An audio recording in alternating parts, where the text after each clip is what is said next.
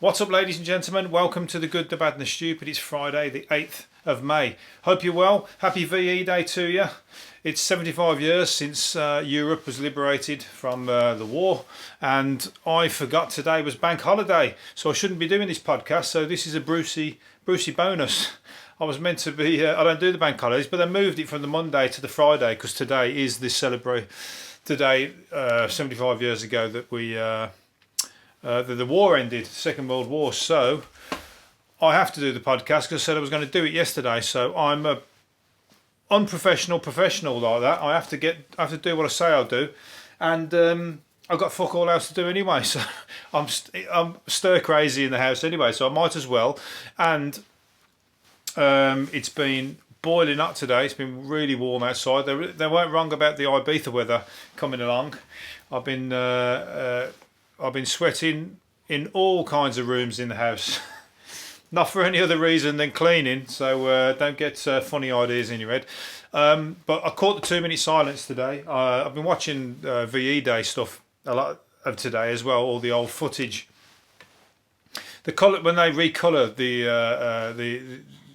recolour the old photos and recolour some of the interviews and stuff like that, it's so...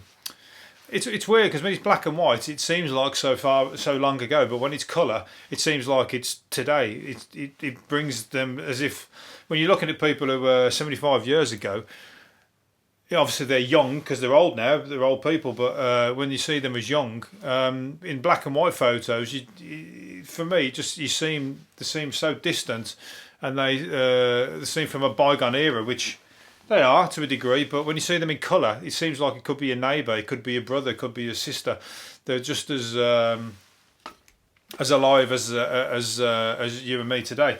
And yeah, so when they did the 2-minute silence and everything, it's funny because that's really strong as well. I'll be silent all day, apart from with my thoughts in my head. That's noisy as fuck. So. I've always got noise. I've got fucking... it's almost like there's a fucking stereo on full blast in my head with somebody shouting on a megaphone. You know, them megaphones where they're shouting, right, what you doing today? What you going to do? Don't do that. You can't do that. Don't say that. You're going to upset somebody. Don't do that. I've got that going on right now when I'm doing this podcast. But no, but the silence, but when you actually stop and do a 2-minute silence, it's like... It's heavy. It bears heavy on you. You can feel it. You can almost because you watch. I mean, I did it through the TV, but sometimes you do it out in the street or in the parks and whatever, don't you? But the silence and when everybody's like all complying at the same time, you can really feel it. I mean, obviously 2 minutes seems a short time, but it does. It's long enough when you're doing it, and it's a good time to sort of to get your mind. Thinking about those kind of things and think how lucky you are, even though we're going through this fucking shit at the moment, but it makes you think, the shit that people went through on our behalf, just like Captain Tom. I'm all righteous today, you know why? Because it's VE Day, and that's why you got to celebrate it, and you got to listen to me. This is why it's a bonus one. It's VE, it's a VE bonus, so I'm going to talk about it a lot. Captain Tom, anyway, who did his laps of the garden. He did he raised 39 million altogether. Fucking hell. But the page that he did it through, Just Giving, because they take a percentage, don't they? So now everyone's on their back about the percentage because they're taking their percentage out of that as well, and it's 300 grand. You imagine every time they do a fundraiser, they make a fucking massive profit off it, which that's what they do. That's their job. They've got to run the thing, but nobody's having the 300k one. I mean, on smaller amounts, they should have it. They should have their small percentages or whatever, their percentages. But you can't keep your same percentage on like a fucking 39 million pound one. That's like, imagine, and all the other people that are raising money as well, because he's doing it. But there was the old lady going up the stairs. There was a young guy with cerebral palsy, I think it was, or we have spina bifida, doing it around his garden. There was a Sikh guy I saw yesterday. He was 100 and he's doing it fasting around his garden, and he's 100, and he was funny. He was like he's always raising money apparently, but He was hilarious. It was really funny, and he looked really young. He didn't look, you know, he looked fucking really good for his age. If he's 100, but he was just going, I just want people to stay safe, and I'm doing it for the goodness of everybody else. But he was talking in this really funny way. Anyway, but he and he was fasting, so he was probably starving at the same time. He was probably fucking really hungry. I bet like everyone would give him a cheat. Because I think the people have been getting up at 3 o'clock in the morning to do that Ramadan, or going to bed at 3 in the morning because they got to eat.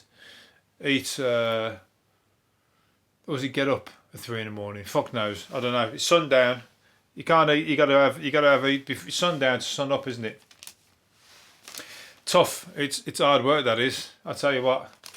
But they can't go to the mosque, and they can't go to Mecca, and they can't go all these places. So they're all having to do it. I saw somebody that they've turned like the house into a mosques and into what's it called, cardboard sort of fucking Mecca, a cardboard mosque, and they've turned it into like a canteen of fuck knows. I can't remember what I saw now. The child had built the house into like a cardboard Mecca anyway. They give him something to do, and he built a fucking mosque out of it, out of cardboard boxes. So they're all praying in it, basically, is what I was trying to get at. But then on another thing I saw was the Syrian family sitting in rubble having a meal. I don't think they were doing the Ramadan, but they were sitting in rubble having a meal, like fucking on a piece of like wall that had like was on a table, but the whole fucking place around them was a bomb site, just like the images from VE Day, from like you know, when the Berlin, and they were showing pictures of Berlin all bombed, and Berlin was like destroyed, same as like a lot of London was. The Blitz totally destroyed, and that's what Syria looks like now. But I mean, there wasn't like a fucking, there wasn't one thing that looked like it was still working, or it was just total bomb site. And this Syrian family was sitting having a meal together, family as a would, round a table in what was probably their house. The table's there where the table probably was, and the place is a proper bomb site. Just, it's horrible to see. But that's normal to them. The same as what fucking VE Day was normal to sit around rubble and to play in rubble and to you know, to run around and hide and seek and stuff inside the old buildings and whatever else. Fucking mental, you know. And when Berlin was destroyed, that was like fucking on fire. The whole place was like literally just fucking carpet bombed, wasn't it, to shit. That's what forced the fucking the final victory. But you know, loads of innocent people got destroyed there as well, because I bet there was thousands of people who didn't have a choice but fucking didn't want to follow, but they had to fucking get bombed to shit. And so it comes both sides. Yeah, so what I was going to say, moving on, there's other news to talk about. Let's move on to Brian May. Brian May has been rushed to hospital because his bum muscles have been torn. You know, Brian May from Queen, and this is not another sexual innuendo. He'd done it gardening. I don't know how he did it. He ripped his gluteus maximus. Gluteus maximus, is that a real muscle? To shreds in a moment of over enthusiastic gardening. Gluteus maximus. That sounds like fucking what's his name? Russell Crowe in The Gladiator. That sounds like his name. Is it? Gluteus maximus. Obviously it's a Roman Latin word, isn't it? But tore it to shreds in a moment of over enthusiastic gardening. Fucking hell, he must have been doing the spandex one, the yoga version. Must have, like, I mean, gardening's obviously dangerous then. That's why I don't do it. Gardening's dangerous to me anyway, because I got serious hay fever. Well, I used to have when I was a kid, and fucking cut grass is the enemy of anybody with hay fever. I can't stand gardening anyway. I mean, gardening is like, actually I'd like to learn how to grow stuff, vegetables and stuff like that for Armageddon days. For days like today, if I have a garden, which I haven't got, but I could do a window box. I'll tell you the main thing I'd like to do for herbs. Not the smoking herbs, that as well, but also the herbs like basil and all that kind of stuff. Because every time I buy them, I use a bit and it goes off. Either that or you've got to have basil in every fucking thing that you eat for the next 3 days, so that you get to use it all.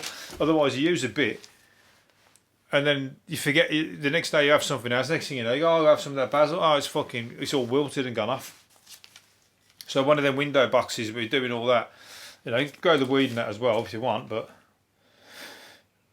but in the garden, like an allotment, like for all the vegetables and whatnot. We used to just steal them as kids. I was always coming back with. I was like the vegetable kid. I was like the vegetable patch kid. I didn't have a vegetable patch, but there was fucking rhubarb and everything all around the. I used to grow. No, it wasn't always what people had grown. Sometimes it was just wild, but it was in people's back gardens and it was wild. So we'd go and steal it, but we weren't stealing it from people who put in hard work. We were ripping up the fucking cabbages and whatever. It was wild. What's it called? Rhubarb or apples and pears and all that kind of shit. All the fucking the trees in the back garden and whatever. Sometimes it'd be stuff they've grown, but half the time I wasn't allowed a diary where you've got it fucking wrote down that all their cabbages should be coming right round about now. Let's get in there. There was nothing like that. It was just what you saw on the day, weren't it? What? That's fucking minor. That's minor. That ain't hardcore. I didn't lead on to a darker life after that. I'm relatively. I've got a relative clean sheet, so not unlike other people.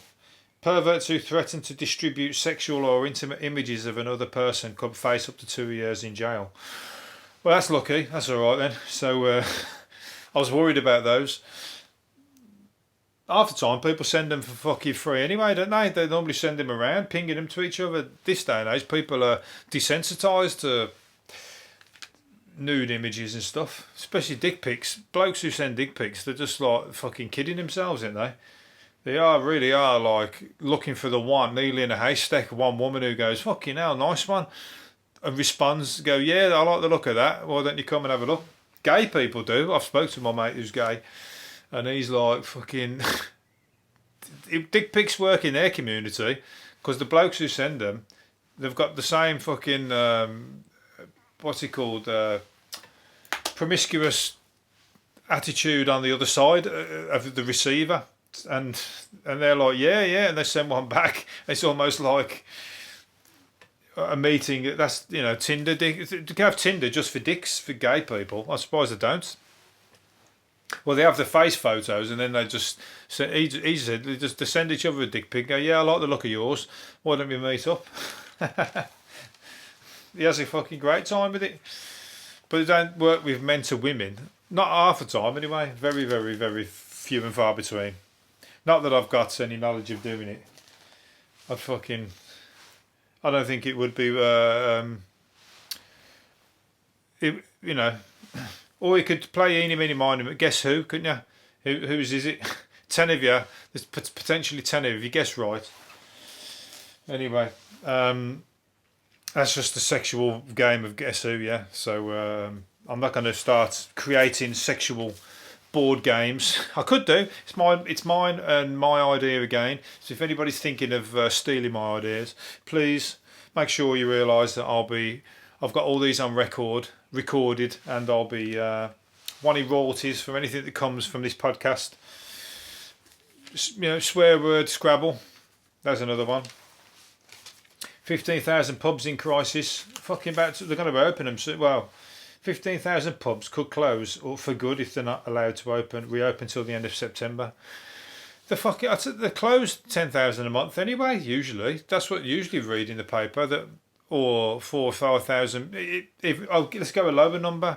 Say 1,000 a month. That's still nearly 15,000 in a year, or just under. They're going out of business left, right, and centre anyway because the fucking government squeeze them on their tax. They should do something like take the tax off all the beer and let them sell it like Witherspoon's prices. That's why I don't know how Witherspoon's does it. But if every pub could sell, because some pubs I go in, they're like £6 a pint. Witherspoon's is £2.50 a pint or £3 a pint for the same things. So if everybody could do that, then at least Witherspoons can go out of business, and everybody else, the independents, can carry on trading. That's all right. That's good in my book. But how are they going to do that anyway? But that means people can go, because no one's going to order. You know, when you go to the off license, you need to challenge off license prices, don't you? You can't like charge £6 a pint if you're not just a takeaway, home takeaways, because that's what they're going to have to do. Takeaways, aren't they? So, or just going to be the old days like the summer where you have to stand outside the pub. You can't go in, but you can stand outside, or the beer gardens and that. We used to stand outside a pub. You didn't even have a beer garden. You just literally, it was a massive pub, but it had a big long front, and everyone would just stand outside the front, and they'd just be out there from 12 o'clock in the daytime till 12 o'clock at night, outside, just getting pissed and fucking causing trouble, drinking, smoking, fucking everything you could think of, stealing, people coming selling the stuff that they've stole. It was like a trade movement going on in there. People would go out in one set of clothes and they'd go home in another because they bought new clothes in the pub. Sometimes throwing the other ones away because they were that shit, or they just put them in a bag. Yeah, it was good. Good old days. And people still do it. I've not been to that pub for about 10 years, but I've got a mate who still goes, and he still does exactly the same. Same people, same stories probably, because they probably haven't been up to much since. Where we going? Tyson's looked like he's back. I told you he's doing a charity fight. It looks like he's coming back. Bare knuckle fight at Wembley Arena. Why is it after? That'd be good. He's going to be fighting Danny Williams, who he had a fight on him once a while ago, but he beat him. The Englishman did. But they're going to have a bare knuckle fight, maybe. And he said the pay-per-view's already fucking going to be massive. They already think it's going to be massive. So yeah, that'd be good. Charity fight. He'll do it as well, won't he? He can't wait to fucking. He's pent up. He can't wait to fucking knock somebody out. He said he misses the old Mike Tyson. He misses even him himself. He misses his hold himself. So even Evander Holyfield's coming back at 54, he's thinking of having a go. Because they just feel like they're nothing without it, don't they? That's who they are. That's who they are, but they're not being it for so long. So that's a loophole that they can come out and do it and make millions and millions and millions and millions of pounds. Because that boxing, they just make fucking ridiculous amount of money. It doesn't equate to the job. I know they work hard and they train hard and they're in the fucking round for 50, but some of them could walk away with 20 million. You know, it's like, fuck that, I ain't going to go back in the ring after that. I could make that last me forever. 10 lifetimes. And I wouldn't want to be a boxer again, but it's in a minute, it's bread. It's their bread, and especially Tyson, I mean, fuck me, he's like a living legend, isn't he? When it comes to the sportsmanship, the sport, should I say. Only Muhammad Ali could really top it, and people before him, or Joe Louis and people like that. A parrot. I watched a bare knuckle fight the other day. Two gypsies had a bare knuckle. Something went wrong with the screens. I've had to sort it out, so I'm back in the room, and let's move on to the last couple of things. A parrot has learned how to offer his owner a cup of tea. This lazy git has taught his parrot how to make him a cup of tea. The offers him one, and then turns the kettle on. And then he comes over, says, "Do you want a cup of tea?" He says, "Yeah." And he goes and put the kettle on. Wants a cuppa, and then waddles over to the kettle and flicks it on. I don't know if he's picking up the kettle with his beak. That's a bit fucking dangerous. I don't think he'd manage that one, but that's quite clever. Parrots are good, aren't they? I'd like a pet parrot. I could handle a pet parrot. I'll teach him a few things. I'll tell you what, it'd be one of the swearing ones, like the one the other day. The Cockney parrot that I talked about. This one would be the Brummie parrot. It'd swear in the Brummie accent. Be good though. Get it to answer the phone and stuff for you. That's the best one. Get it to answer the phone and go, "Oh, fuck off, mate," to all the sales calls that I get. Got to get them on a fucking regular basis, all day, every day. People telling me I've had a car accident. People telling me do I want to do life insurance and all that kind of stuff. Just get a parrot to answer the phone and go, "Yeah, it's me. Fuck off, mate. I don't want anything. Fuck off, mate. I don't want anything to do with you. Stop calling this number."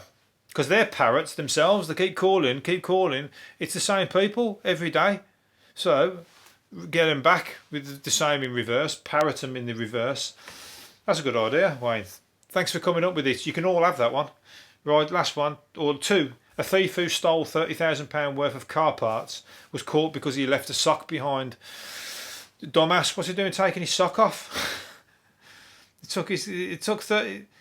He was doing good until he was doing good, as in like he's done a good raid for the amount of money that he's stolen, 30 grand. People normally just nicking fucking people's TVs and stuff. But then he took his shoes and socks off. What's he doing? Picking his fucking feet or whatever. Why he's there?